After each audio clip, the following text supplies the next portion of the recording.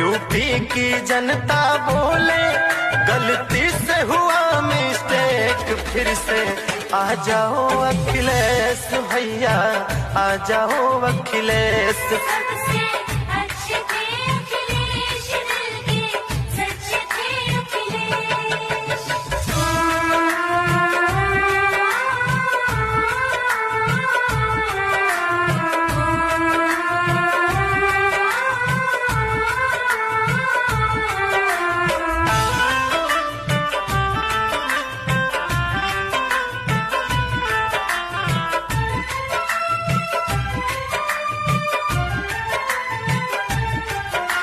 सालों बीत गए खाली यूपी विकास की झोली, जनता मांगे राशन पानी, उनको मिलती है गोली, उनको मिलती है